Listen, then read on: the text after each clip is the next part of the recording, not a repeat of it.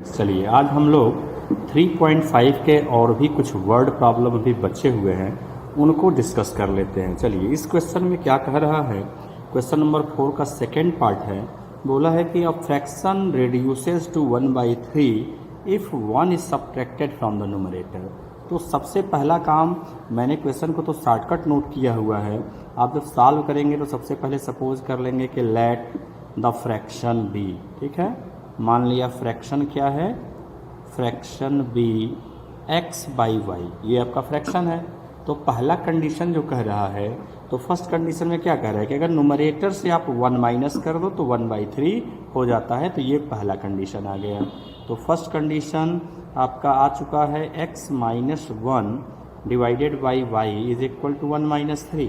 इसको cross multiply कर लो। ठीक है, क्रॉस मल्टीप्लाई कर लोगे तो आ जाएगा 3x minus 3 equal to y. तो this implies that 3x minus y equal to 3। ये पहला इक्वेशन बन गया। ठीक है, दूसरी बार कह रहा है कि it reduces to 1/4, it becomes 1/4 if you add 8 to the only numerator. Numerator में बस केवल 8 जोड़ दो। तो दूसरा इक्वेशन यहाँ मैंने बना भी दिया है। तो ये हो गया आपका x upon y plus 8 equal to क्या आ गया 1/4।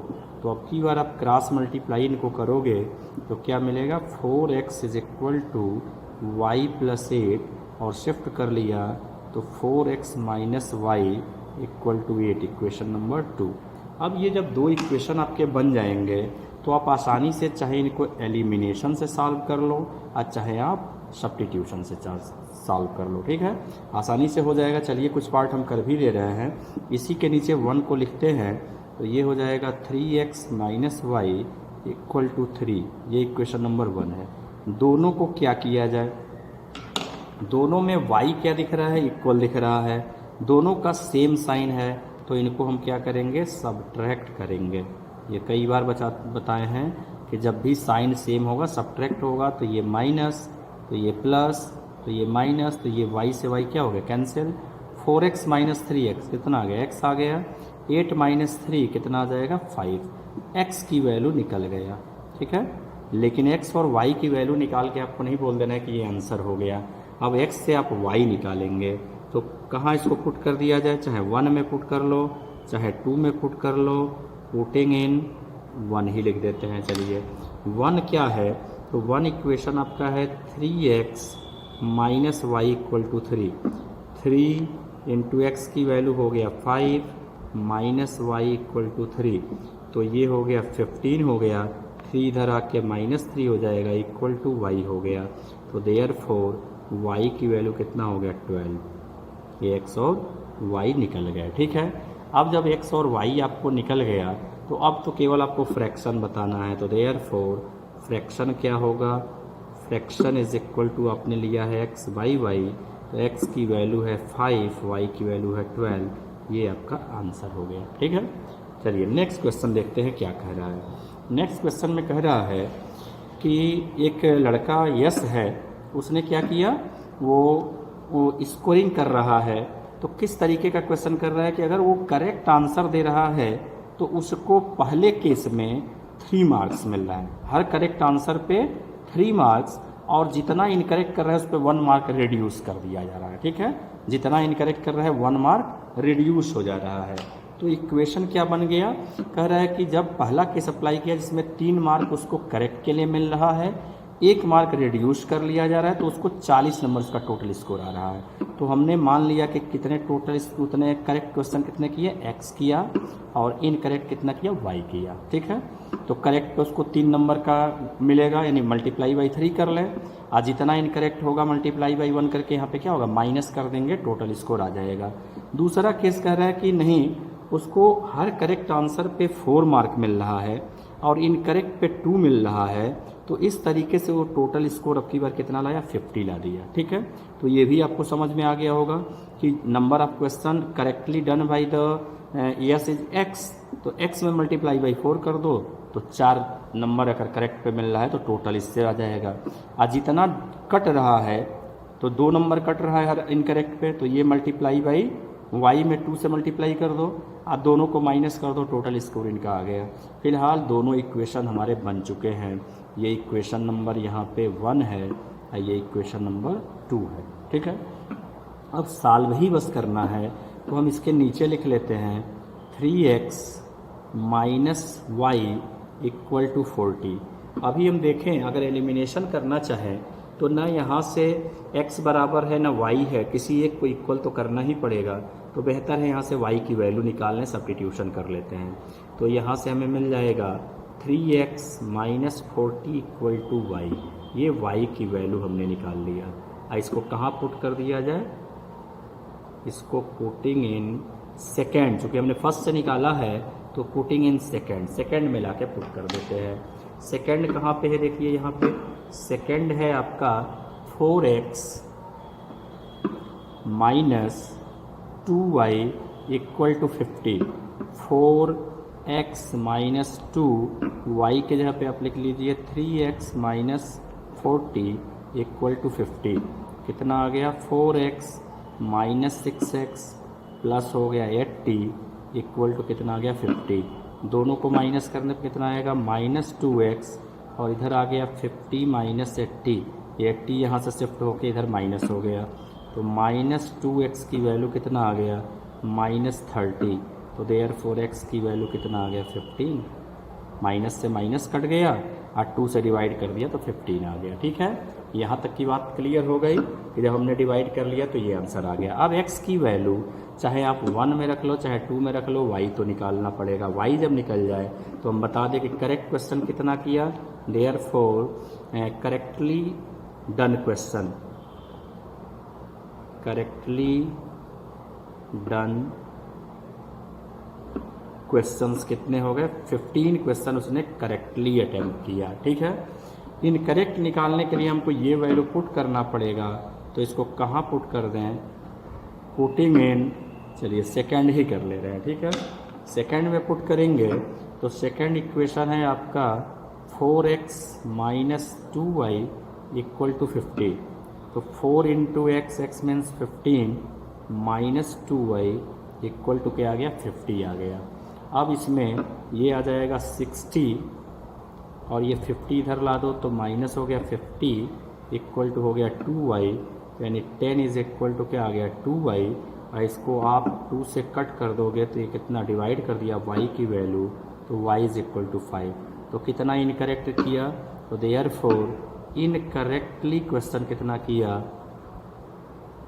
इनकरेक्ट क्वेश्चंस कितने हो रहे हैं, incorrect questions is equal to 5। 5 question incorrect किया, 15 कितना करेक्ट किया, तो इसका दोनों के एंसर में आपका ये आ जाएगा। ठीक है, आप आंसर को चेक कर लेना। अब चलते हैं क्वेश्चन नंबर 4 का 4th पार्ट, जो कि बहुत ही इम्पॉर्टेंट क्वेश्चन है। क्या कह रहा है कि 2 car start from A and B, 2 point से स्टार्ट होते हैं जिनके बीच का डिस्टेंस क्या है 100 किलोमीटर है, और दिया है कि if they travel in the same direction, अगर वे सेम डायरेक्शन में जाते हैं तो इसको हम कर लेते हैं केस फर्स्ट। ये हो जा रहा है केस फर्स्ट, इसमें सेम डायरेक्शन, तो वो 5 घंटे में मिल जाते हैं, मतलब सी पॉइंट पे मान लो कि वो मिल गए, 5 घंटे में मिल जा रहे हैं। अगर वे दूसरा केस यहाँ पे कर लेते हैं, अगर वे अपोजिट डायरेक्शन में जाते हैं तो 1 घंटे में, मतलब ये इधर से आगे यहाँ पे, ये यहाँ से आगे यहाँ पे 1 घंटे में मिल गए। ठीक है, तो चलिए इक्वेशन बनाया। पूछा क्या है, find the speed of the 2 car. मान लीजिए पहले की स्पीड है x किलोमीटर पर आवर, दूसरे की स्पीड है y किलोमीटर पर आवर। ठीक है, तो अब ये बताओ 5 घंटे में यहाँ से यहाँ पहुँच रहे हैं, तो इनके लिए हम क्या निकाल लें, फार्मूला लगा दें कि इस distance is equal to speed into time. ये फार्मूला हमें पता है, तो डिस्टेंस यानी कि क्या निकलेगा ac, तो स्पीड इनकी क्या है x और टोटल इनको टाइम 5 लगा, यानी ac की वैल्यू कितना आ गया 5x आ गया। क्लियर है यहाँ तक। अब नेक्स्ट चलते हैं कि आपको निकाले bc, यही फार्मूले से, तो bc की भी वैल्यू, तो स्पीड इनकी y हो गया और इनको भी 5 ही घंटा लग रहा है, तो कितना आ गया bc की वैल्यू 5y। बट डायग्राम को अब देखिए, तो अगर ac माइनस bc कर दिया जाए AC माइनस BC कितना आ जाएगा, दैट इज इक्वल टू 100 आएगा। क्लियर है इतना। AC का मतलब कितना हो गया 5x, BC का मतलब कितना हो गया 5y इक्वल टू 100। तो आपका इक्वेशन बन के आ गया, 5 कॉमन कर लो, इधर ला के डिवाइड कर दो, ठीक है। तो इक्वेशन आ जाएगा x माइनस वाई और 5 से डिवाइड करोगे तो 20। ये हो गया पहले कंडीशन का पहला केस बन गया, ठीक है। अब सेकंड केस में आते हैं। यहाँ पे भी हम सेम एज वैसे ही निकालेंगे। तो AC की वैल्यू क्या हो जाएगा, स्पीड इनटू टाइम, इनको 1 घंटा यहाँ से यहाँ तक आने में लगा, ठीक है। तो यानी AC की वैल्यू x आ गया। इसी तरीके से हम BC निकालें तो स्पीड इनटू टाइम, इनका भी यहाँ से यहाँ आने में 1 घंटा लगा, तो इनका भी क्या आ गया, y आ गया। अब की बार हम डायग्राम को रीड करें, डायग्राम देखा जाए तो AC प्लस BC करने पे कितना आएगा, दैट इज़ 100। मतलब x प्लस वाई की वैल्यू कितना आ गया, 100 आ गया। ये हो गया इक्वेशन नंबर 2, ठीक है। अब क्या करते हैं, आप दोनों को बस सॉल्व कर लेना है, x और y निकाल लेना है। तो नीचे यहीं पे लिख लिया जाए, x माइनस वाई की वैल्यू कितना है 20। ये है इक्वेशन नंबर 1।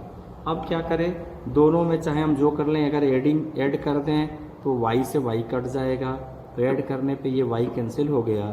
2x की वैल्यू हो गया 120, तो देयरफॉर x की वैल्यू कितना हो गया 60।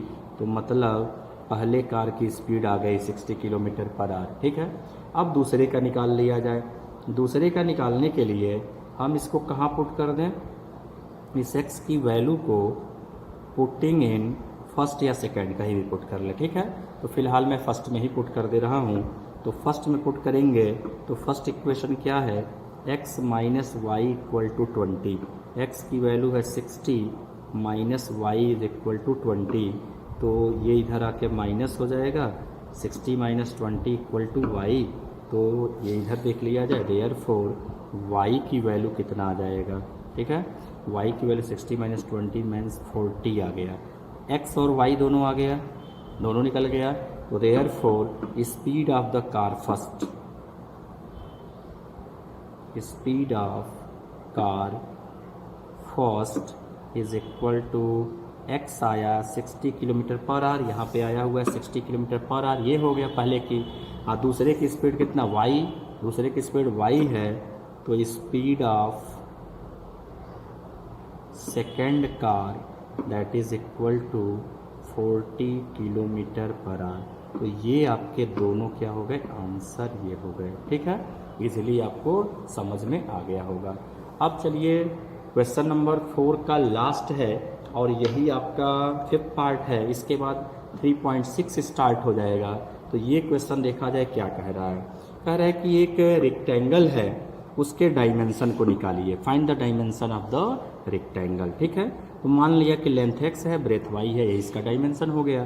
कह रहा है कि तो इस केस में जब हम लेंथ और x और y मान लें तो एरिया कितना होगा, एक्स वाई होगा, l इंटू बी।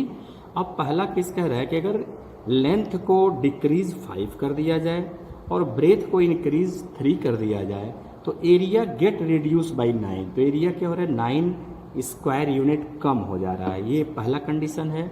अब दूसरे कंडीशन में कह रहा है कि अगर हम लेंथ को 3 इंक्रीज कर दें, y को 2 इंक्रीज कर दें, तो उस केस में हमारा एरिया क्या हो जा रहा है, 67 इंक्रीज हो जा रहा है, 67 स्क्वायर यूनिट इंक्रीज कर जा रहा है।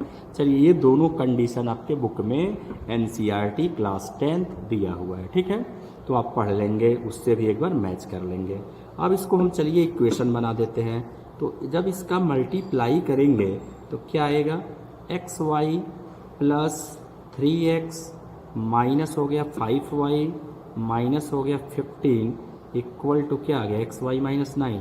ये एक्स वाई से एक्स वाई क्या हो गया, कैंसिल हो गया। मतलब आपका इक्वेशन आ गया 3x minus 5y equal to, ये 15 इधर आके प्लस होगा तो 15 माइनस 9 कितना आ जाएगा, 6 आ गया, ठीक है। तो ये हो गया इक्वेशन नंबर फर्स्ट, ठीक है।